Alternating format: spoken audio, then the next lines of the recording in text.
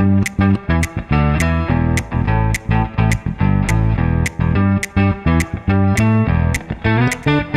sekalian, jumpa lagi dengan saya Muhammad Taufik, peserta Latsar CPNS Kemenkes Angkatan 2 tahun 2025. Nah, di kesempatan kali ini kita akan mengulas kembali terkait dengan nilai-nilai atau core value seorang ASN yang kemarin sudah sempat kita bahas, berorientasi pelayanan dan juga akuntabel. Hari ini kita akan sedikit review dua core value lainnya, yaitu kompeten dan juga harmonis. Nah, teman-teman sekalian, apa sih yang dimaksud dengan kompeten? Jadi, kompeten yang dimaksud dalam akronim berakhlak ini adalah seorang ASN itu dituntut harus memiliki kemampuan untuk mengembangkan diri, ya, bukan cuma sekedar kemampuan, ya tentunya harus dibarengi dengan niat untuk mengembangkan dirinya.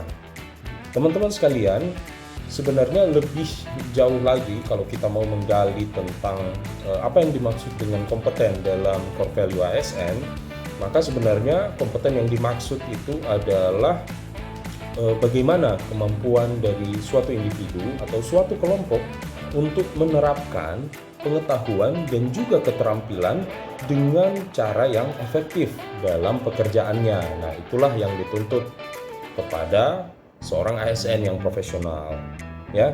Kemudian yang kedua, core value yang kedua yang kita bahas di hari ini adalah tentang harmonis. Nah, ini juga tidak kalah pentingnya teman-teman sekalian dengan core value yang sudah kita bahas sebelumnya.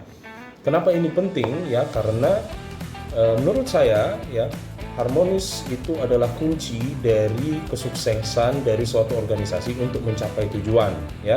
Tanpa kehadiran keharmonisan dalam suatu kelompok atau suatu lingkungan kerja, maka ya kita bakalan kesulitan untuk menentukan arah tujuan organisasi mau kemana. Kemudian jika arah dan tujuan organisasi tentunya susah atau sulit untuk dideskripsikan, maka ya tentu tidak akan ada jalan finish atau tidak akan mencapai tujuan suatu organisasi tersebut.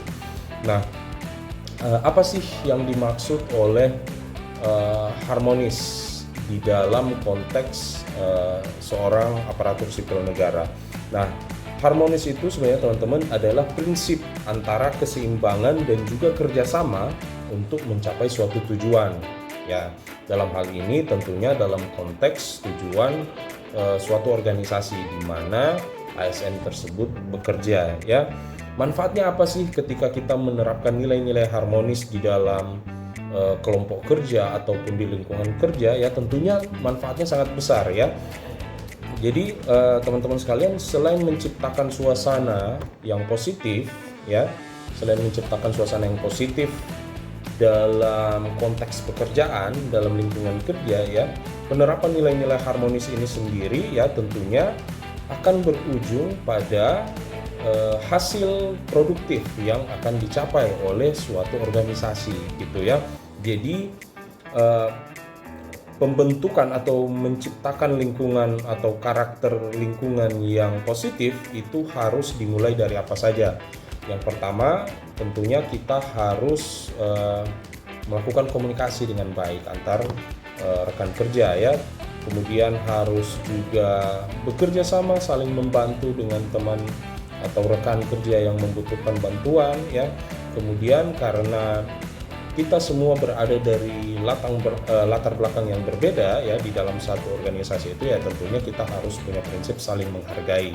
Dan yang paling penting adalah setiap dari kita harus punya kemampuan untuk tidak mengedepankan ego masing-masing. Saya pikir itu yang bisa saya gambarkan dari pembelajaran hari ini. Terima kasih, kita jumpa lagi di kesempatan berikutnya.